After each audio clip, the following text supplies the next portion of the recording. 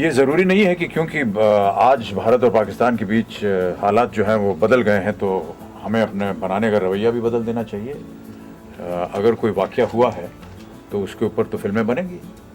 और मैंने उनको ये भी बताया कि यश चोपड़ा और जावेद साहब का जिन्होंने इनका संबंध था वो पुरानी दीवार के साथ, उन्होंने भी हमसे फ़ोन करके कहा कि सर किसी तरह इसको टाइटल को चेंज कीजिए, लेकिन तब तक काफ़ी देर हो गई थी। गौरंग ने ऑलरेडी अपनी पब्लिसिटी दे दी थी, अनाउंसमेंट्स कर दिया था। इसने कहा तो था कि ये सोचेगा, लेकिन उसके बाद इसने कहा कि सर अब बड़ा मुश्किल हो गया है, बहुत कुछ मटेरियल निकल गया है और इनके डिस्ट्रीब्यूटर्स वगैरह में ऑलरेडी ये बात निकल गई है और उनको ये टाइटल अच्छा लग रहा है, इसलिए इसको जाने दीजिए। What was your reaction? I wanted to ask, like, how you felt very हम good. नहीं कुछ वेरी गुड क्या, 10 साल के बाद कोई भी टाइटल इस्तेमाल हो सकता है तो। लेकिन आपको लगता है कि इस दीवार नाम होने से और अमिताभ बच्चन का नाम इस फिल्म पे जुड़ने से एक्सपेक्टेशन कुछ ज़्यादा बढ़ जाती है? बिल्कुल नहीं बढ़ेंगी, ऐसा सोचिएगा भी मत। हर एक फिल्म के अपना एक दर्जा होता है, अपनी एक अहमियत होती है, अपना एक महत्व होता है।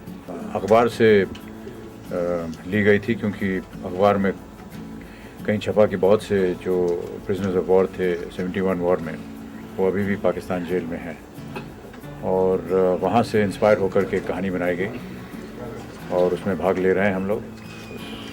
फिल्म का नाम है दीवार। ये हैं प्रोड्यूसर, ये हैं डायरेक्टर। मैं एक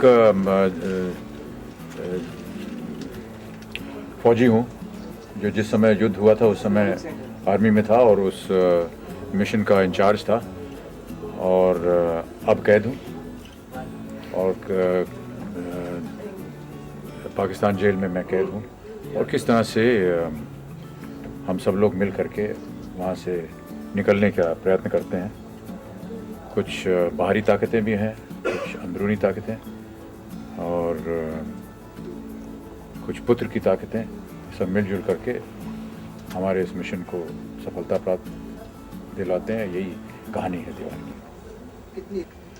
जितनी कोशिश हमने की है इसमें वास्तविकता लाने की, वो शायद आपको दिखाई देगी। थोड़ा बहुत जो आपने प्रोमोज में देखा होगा या तस्वीरों में देखा होगा उसमें आपको जाहिर होगा कि कम से कम जहाँ तक कपड़ों का सवाल है, एक ही वस्त्र पाना था हमारे लिए। और प्रोड्यूसर हंस रहा है क्योंकि उसका खर्चा कम हो गया लेकिन क्योंकि हम प्रिजनर्स ऑफ वॉर थे और हमारी वर्दी जो थी वो तब की वैसी है। अब थोड़ी सी जीर्ण शीर्ण हो गई है, फट पुरानी हो गई है। इस लिहाज से जितना कुछ हमने किया प्रिजन के अंदर, चाहे उसका लुक हो, चाहे उसका सेट बनाया हो या कोई ऐसी जगह पर लोकेशन ढूंढी हो जहाँ पर मिलती जुलती लोकेशन हो, सब में बहुत ज़्यादा ही प्रयत्न किया गया है और मैं उम्मीद करता हूँ कि बहुत हद तक इसमें वास्तविकता जो है वो आपको नजर आएगी। फिल्म में काम करते वक्त किस तरह का इमोशन ये है कि जितने POWs हैं वो पाकिस्तान में बंद हैं, तो उससे? जी हाँ, ये कहानी है हमारी।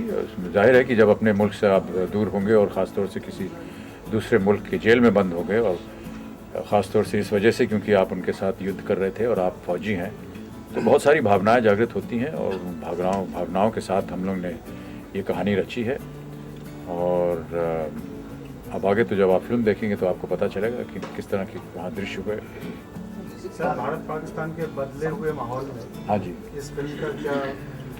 ये बहुत अच्छा भविष्य है इस फिल्म का, बदले हुए माहौल में, क्योंकि हमारा ऐसा मानना है कि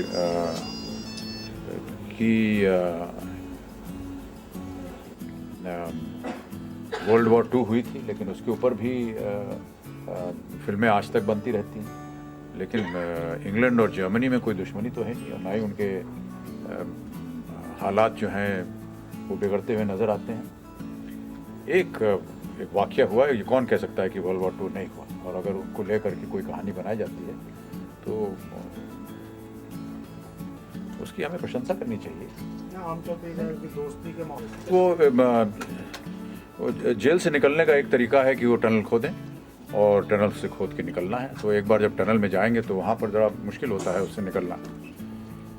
वहीं पर कैमरा सेट हो जाता है, बड़ा मुश्किल काम होता है।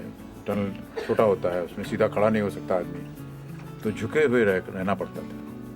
और एक बार अंदर घुस गए तो फिर जितना भी काम है टनल का उसको एक साथ निपटाना था, नहीं तो बार बार निकलो, फिर आधा घंटा निकलता लगता है बाहर निकलने में, फिर 1 घंटा लगता है वापस जाने में, समय बर्बाद होता है।